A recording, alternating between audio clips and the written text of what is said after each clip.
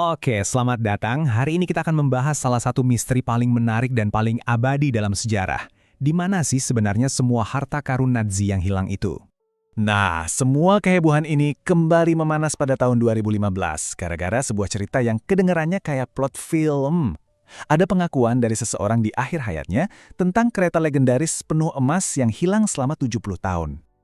Klaim ini jadi makin heboh ketika seorang pejabat Polandia bilang dia 99% yakin kereta itu ada. Ini semua gara-gara dua penjelajah amatir yang mengaku sudah menemukan lokasi kereta emas Nazi yang jadi legenda itu. Wah, langsung deh media di seluruh dunia geger. Selama setahun penuh, semua mata tertuju ke sana. Semua orang menahan napas. Tapi hasilnya benar-benar nihil. Setelah digali-gali, yang ketemu cuma formasi es alami. Yang tersisa cuma lubang besar dan sebuah pertanyaan yang jauh lebih besar lagi. Oke, pertanyaannya sekarang, dari mana sih cerita luar biasa ini berasal? Dan kenapa kok banyak banget yang percaya? Jawabannya ternyata ada pada skala penjarahan yang, benar-benar masif di seluruh benua Eropa. Coba bayangkan, sejarawan memperkirakan Nazi itu menjarah antara 600 sampai 800 ton emas. Itu baru emasnya loh, belum lagi miliaran dolar dalam bentuk karya seni, perhiasan, dan mata uang tunai. Gila kan? Dan ini bukan pencurian acak, sama sekali bukan. Ini adalah sebuah sistem yang sangat terorganisir. Reichsbank jadi pusatnya. Lalu, mereka memanfaatkan negara-negara netral kayak Swiss untuk mencuci emas jarahan ini, mengubahnya jadi uang bersih untuk membiayai mesin perang mereka. Nah, kalau memang ada harta karun sebanyak itu, pertanyaannya kemana semuanya pergi?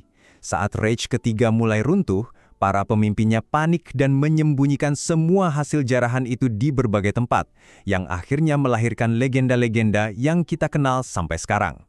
Dua legenda yang paling terkenal itu berpusat di proyek Riese di Polandia, jaringan terowongan rahasia raksasa, dan satu lagi di Danau Toplitz, Austria, danau yang sangat dalam dan berbahaya yang katanya jadi tempat pembuangan harta karun di detik-detik terakhir perang.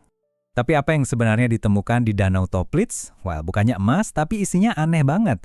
Ada jutaan pound sterling Inggris palsu dari operasi rahasia Nazi, ada dokumen rahasia, prototipe senjata, dan yang paling aneh, sekotak tutup botol bir yang ditinggalkan cuma buat iseng. Lalu ada harta karun seni yang mungkin paling legendaris dari semuanya, ruang ambar. Ini bukan cuma lukisan, ini satu ruangan utuh yang terbuat dari 6 ton ambar dan emas. Dijarah dari istana di Rusia, lalu lenyap begitu saja di tengah kekacauan tahun 1945. Dengan semua mitos dan jalan buntu ini, kita jadi bertanya-tanya, apa pihak sekutu pernah menemukan sesuatu yang nyata? Jawabannya, oh tentu saja. Dan apa yang mereka temukan jauh lebih mengejutkan dari legenda manapun.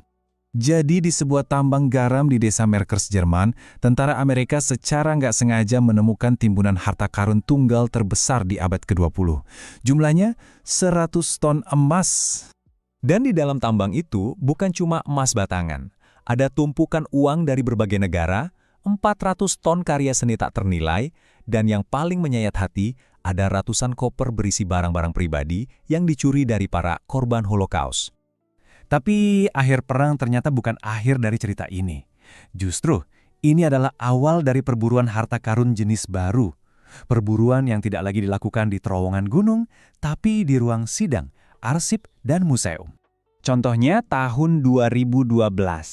Sebuah penyelidikan pajak biasa di sebuah apartemen di Munich, malah mengungkap simpanan rahasia berisi 1.500 karya seni. Ternyata, beberapa harta karun terbesar itu nggak terkubur di tambang, tapi tersembunyi di depan mata kita selama lebih dari 70 tahun. Penemuan ini, yang dikenal sebagai koleksi Gurlitt, membuka mata kita betapa rumitnya urusan hukum dan moral untuk mengembalikan karya seni curian ini. Setiap karya butuh riset mendalam untuk melacak pemilik aslinya, dan sampai sekarang pun, status sebagian besarnya masih jadi teka-teki. Proses inilah yang disebut restitusi seni. Ini adalah upaya global yang dipandu oleh kesepakatan internasional untuk memberikan setidaknya sedikit keadilan bagi para korban penjarahan Nazi dan keluarga mereka. Jadi, ini membawa kita ke sebuah pertanyaan penutup. Dengan miliaran dolar aset yang masih hilang, harta karun terbesar yang sesungguhnya itu apa? Emas yang terkubur di gunung? Atau keadilan yang masih terus diperjuangkan oleh para korban dan ahli waris mereka hingga hari ini?